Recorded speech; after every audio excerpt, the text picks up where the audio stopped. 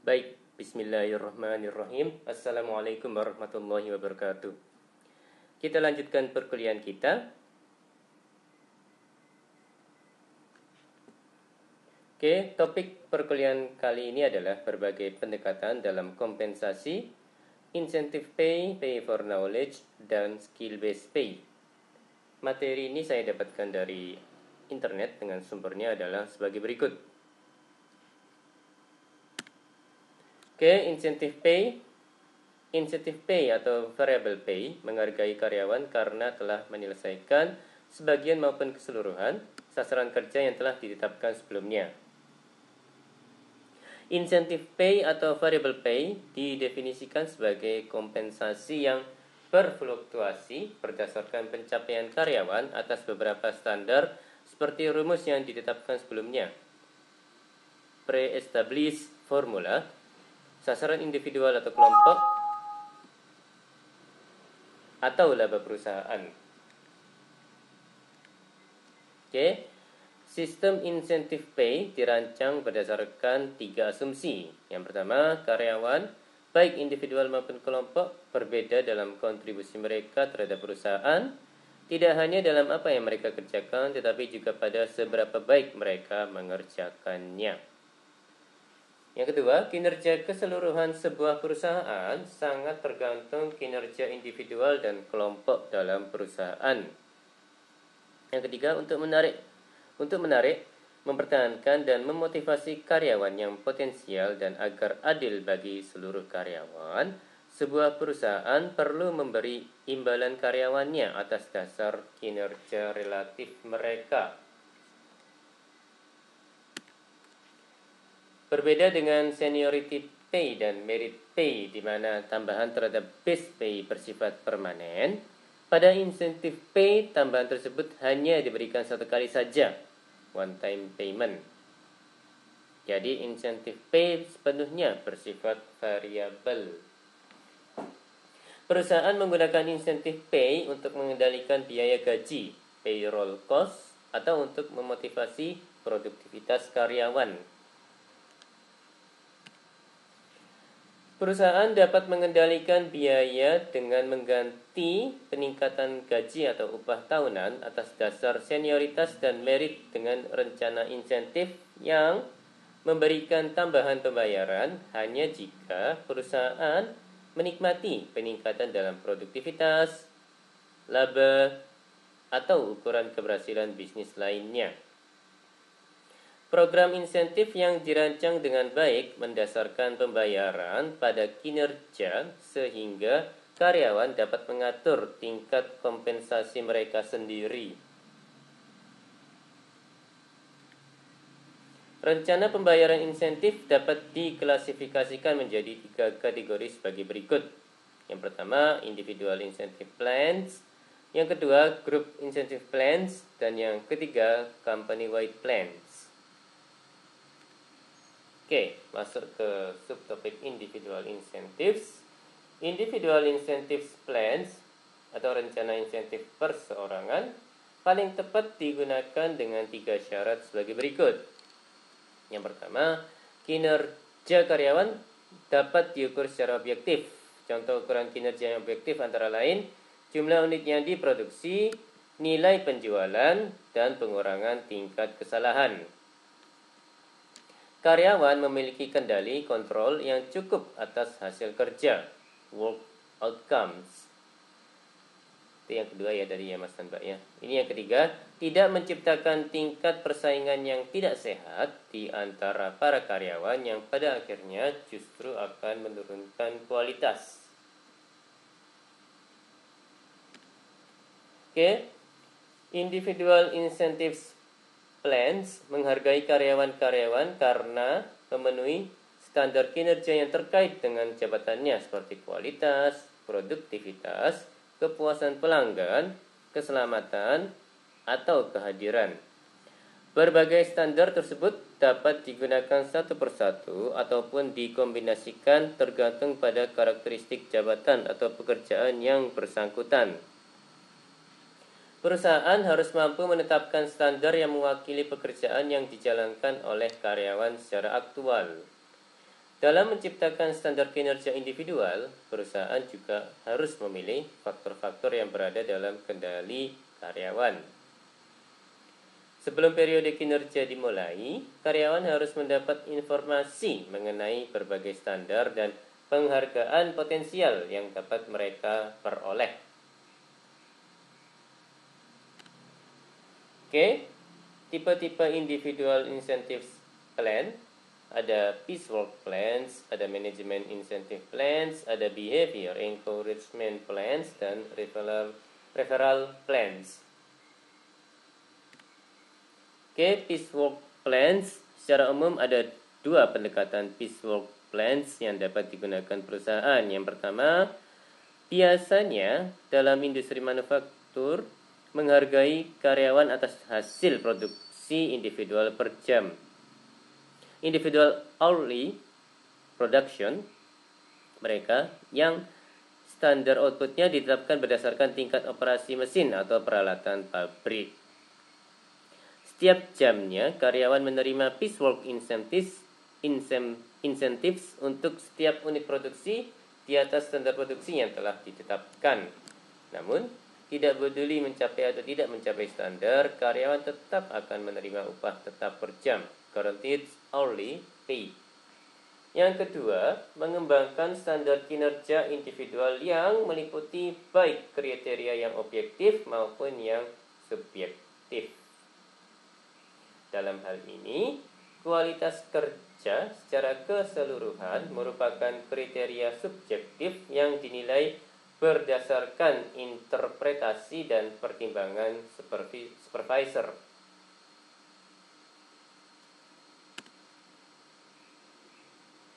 Perusahaan menggunakan piecework plans jika waktu untuk memproduksi satu unit barang relatif singkat, biasanya di bawah 15 menit, dan siklus produksinya berulang secara terus-menerus.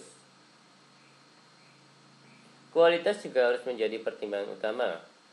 Perusahaan tidak akan memberi penghargaan kepada karyawan yang memproduksi barang yang rusak atau cacat, defective products. Oke, masuk ke Management Incentive Plans. Management Incentive Plans memberikan bonus kepada para manajer ketika mereka mencapai atau melampaui sasaran penjualan, laba, produksi, atau standar lainnya untuk divisi, departemen, atau unit yang mereka kelola. Jika piecework plan mendasarkan insentif pada pencapaian satu tujuan spesifik, maka manajemen insentif plan seringkali menuntut pencapaian berbagai tujuan yang kompleks. Jenis manajemen insentif plan yang paling dikenal adalah manajemen by objectives, MBO, Mas Mbak. Oke, masuk ke subtopik behavior encouragement plans. Dengan behavior encouragement plans, karyawan menerima imbalan karena berhasil menunjukkan perilaku tertentu, seperti kedisiplinan dalam hal kehadiran atau dalam keselamatan kerja. Seperti itu ya Mas dan Mbak ya. Nah, bagaimana dengan referral plans? Dengan referral plans, karyawan dapat menerima bonus berupa uang, monetary bonus, karena berhasil mendapatkan pelanggan baru atau merekrut karyawan yang potensial. Dalam hal rekrutmen, karyawan akan mendapatkan bonus jika karyawan baru, referral, yang direkomendasikannya menunjukkan kinerja yang baik selama periode tertentu. Oke, masuk ke subtopik kekuatan individual insentif. Dapat meningkatkan keterkaitan antara imbalan pay dengan kinerja performance. Mendorong terwujudnya distribusi kompensasi yang adil dalam perusahaan. Cocok untuk budaya individualistik seperti di Amerika Serikat. Nggak tahu cocok apa enggak ya di budaya Indonesia yang guyup, yang gotong royong seperti itu ya Mas dan Mbak ya.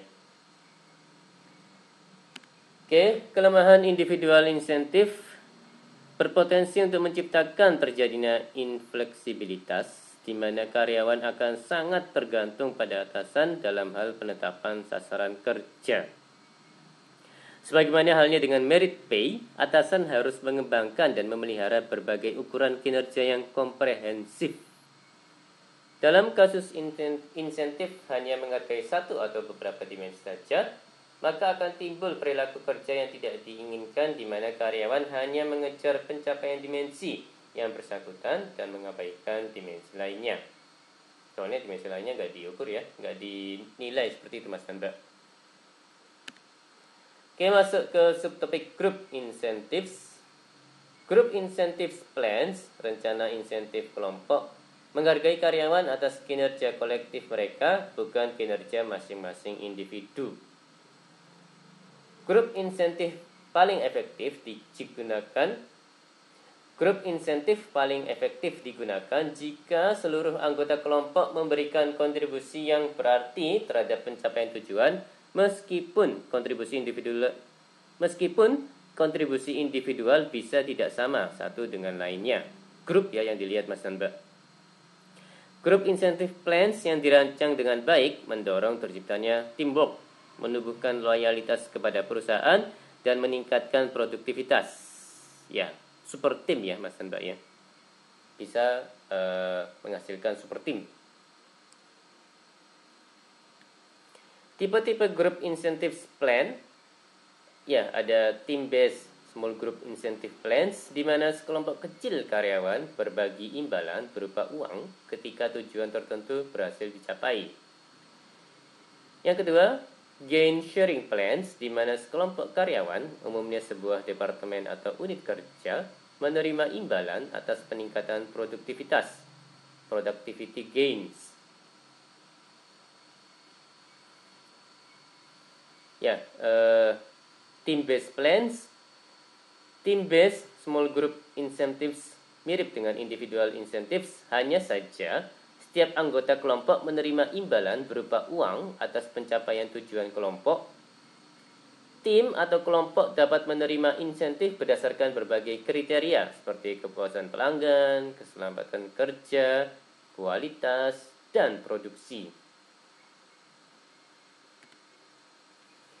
Team-based plans dapat dialokasikan dalam tim atau kelompok dengan menggunakan 3 cara. Yang pertama, pembayaran insentif yang sama untuk seluruh anggota tim atau kelompok.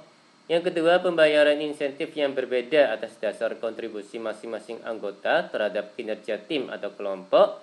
Dan yang ketiga, pembayaran insentif yang berbeda atas dasar rasio dari gaji atau upah, rasio dari gaji atau upah pokok masing-masing anggota terhadap jumlah total gaji atau upah pokok dari seluruh anggota kelompok. Oke, masuk ke subtopik gain sharing.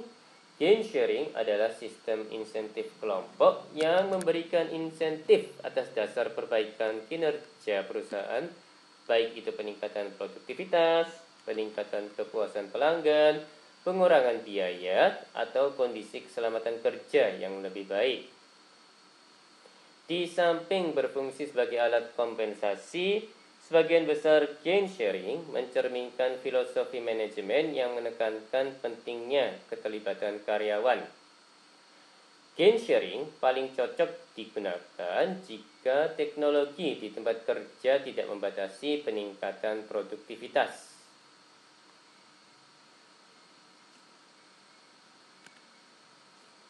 Jenis gain sharing yang pertama dikembangkan dan paling umum digunakan oleh perusahaan adalah Scanlon Plan, Tracker Plan, dan ImproShare. Dewasa ini, perusahaan umumnya memodifikasi salah satu dari ketiga jenis gain sharing tersebut agar dapat memenuhi kebutuhan mereka atau menggunakan hybrid plans, kombinasi. Oke, kekuatan group incentives. Karena jumlah kelompok lebih sedikit daripada jumlah individu dalam suatu perusahaan, maka perusahaan dapat lebih mudah mengembangkan berbagai ukuran kinerja untuk group incentive plans dibandingkan untuk individual incentive plans. Menilai kualitas dari produk akhir atau jadi menjadi sangat beralasan karena perusahaan harus memberikan produk yang berkualitas tinggi untuk dapat mempertahankan daya saingnya. Terciptanya kekompakan kelompok, group cohesion, yang lebih besar. Ya, poin-poin tadi adalah kekuatan group incentives ya Mas dan Mbak ya. Oke, masuk ke subtopik kelemahan group incentives. Munculnya free rider effect, di mana beberapa anggota kelompok memberi kontribusi yang lebih sedikit, namun bisa memperoleh insentif yang sama dengan anggota kelompok yang lainnya. Ya nggak fair gitu ya Mas dan Mbak ya. Hal ini akan menimbulkan perasaan ketidakadilan, inequity, pada mereka yang benar-benar memberikan kontribusi yang lebih besar. Karyawan potensial yang tidak puas dengan kondisi seperti ini cepat atau lambat akan memilih untuk meninggalkan perusahaan. Oke, masuk ke subtopik company-wide incentives. Company-wide incentives. Ada dua jenis company-wide incentive program insentif dengan cakupan perusahaan, yaitu yang pertama Employee Stock Ownership Plans ESOP atau program kepemilikan saham oleh karyawan. Yang kedua Profit Sharing Plans, program pembagian laba. Yang akan dibahas lebih lanjut di sini adalah Profit Sharing Plan. Ya, Profit Sharing Plans. Profit Sharing Plans memberikan sebagian laba perusahaan kepada para karyawan selain gaji atau upah pokok, penyesuaian biaya hidup COLA atau peningkatan merit pay yang permanen. Ada dua jenis Profit Sharing Plans yang banyak digunakan di masa ini, yaitu Current Profit Sharing Plans dan Deferred Profit Sharing Plans. Oke. Current Profit Sharing Plans memberi imbalan secara tunai, cash, kepada para karyawan, biasanya secara kuartalan atau tahunan. Deferred Profit Sharing Plans menempatkan imbalan tunai dalam rekening kepercayaan, trust account untuk para karyawan, di mana rekening tersebut disediakan sebagai sumber pendapatan pensiun bagi para karyawan. Profesional SDM menentukan jumlah profit sharing dengan menggunakan salah satu dari 3 rumus sebagai berikut. Yang pertama, fixed first dollar of profits formula. Dan yang kedua, graduated first dollar of profits formula. Dan yang ketiga, profitability threshold formula. Baik, demikian perkuliahan kali ini. Mohon maaf kalau ada kata-kata yang salah. Terima kasih atas perhatiannya. Wassalamualaikum warahmatullahi wabarakatuh.